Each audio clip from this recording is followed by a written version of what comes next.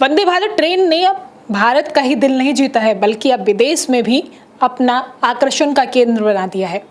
सो बात करने के लिए हमारे साथ हैं दिलीप जी, उनसे बात कर लेते हैं। सर, जापान में एक्सपो चल रहा है और उसमें अब जो आकर्षण का केंद्र है वो वंदे भारत ट्रेन बनी हुई है, किस तरीके से देखते हैं? जापान के ओसाका शहर में भी वर्ल्ड एक्सपो 2025 का आयोजन किया जा रहा है और यह आयोजन 13 अप्रैल से 13 अक्टूबर तक के लिए है। इस बार जो आयोजन है उसका थीम रखा गया है designing future society of our lifes, और उसमें भी एक उप थीम है कनेक्टिंग लाइफ्स। तो कनेक्टिंग लाइफ्स में ही इंडिया का पवेलियन है, और इंडिया के पवेलियन के तहत जो रेलवे का जो एरिया है वहाँ पर हम लोगों ने वंदे भारत पर मुख्य फोकस रखा है। और ये जो मुख्य वंदे भारत है, इसके साथ साथ नमो भारत और अमृत भारत जैसी ट्रेनों को हम लोगों ने दिखाया है। उस एक्सपो में जितने लोग आ रहे हैं उनकी दिलचस्पी विशेष तौर पर वंदे भारत एक्सप्रेस में है।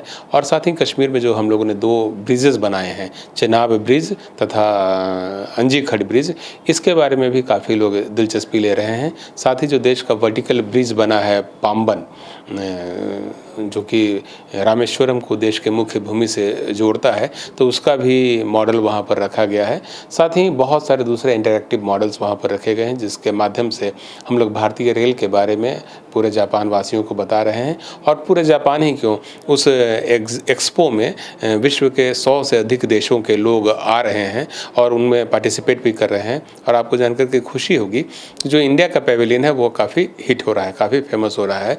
10 लाख से अधिक लोग ऑलरेडी इंडिया के पेविलियन में आ चुके हैं, और इंडिया के पेविलियन जो लोग आए हैं उनकी पहली दिलचस्पी जो है वह वंदे भारत एक्सप्रेस रही है। तो इसीलिए आप कह सकते हैं कि जो वंदे भारत एक्सप्रेस है वह इंडिया में तो हिट है ही, साथ ही जापानी लोगों के बीच भी, जापान के में जो विजिटर्स आ रहे हैं उनके दिलों में भी अपनी जगह बना रहा है। साथ he made in India locomotives और मेड इन इंडिया कोचेज़ को भी हम लोग ने डिस्प्ले किया है।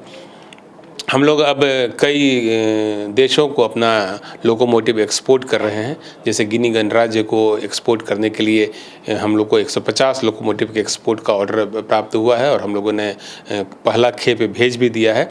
मोजाम्बिक को भी हम लोग कई लोकोमोटिव्स भेज रहे हैं, जिसका उत्पादन बनारस लोकोमोटिव प्लांट में किया जा रहा है।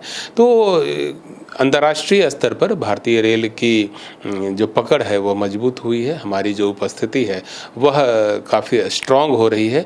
और इस एक्सपो के माध्यम से हम कोशिश कर रहे हैं कि विश्व के ज़्यादा से ज़्यादा देशों के लोगों को हम अपने प्रोडक्ट के बारे में बता सकें, उनको यह समझा सकें कि इंडियन इंजीनियर्स जो हैं, जो हमारी जो कंपनियां हैं, जो हमारी उत्पादन इकाइयां हैं, they are working for a better future, and जो बेटर फ्यूचर होगा वह न सिर्फ इंडिया के लिए हितकर होगा, बल्कि यह विश्व के कई दूसरे देशों की सेवा करने में भी सक्षम होगा।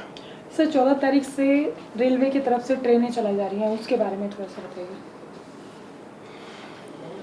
भारतीय रेल द्वारा देश की सांस्कृतिक और धार्मिक विरासत वाले स्थलों को आपस में जोड़ने के लिए भारत गौरव एक्सप्रेस ट्रेनों का परिचालन किया जाता है। 14 अगस्त 2025 से हम लोग सफदरजंग स्टेशन से एक स्वर्णिम भारत यात्रा एक्सप्रेस का परिचालन कर रहे हैं। 10 दिन और 9 रातों की यह यात्रा होगी, जिसमें स्वतंत्रता संग्राम से जुड़े विभिन्न स्थलों पर हम यात्रियों को ले जाएंगे। इसमें सबसे पहले यात्रियों को अहमदाबाद ले जाया जाएगा, जहाँ पर कि साबरमती आश्रम में उनको देश की जो आज़ादी की लड़ाई से जुड़े हुए विविध पहलू हैं उनसे परिचित कराया जाएगा।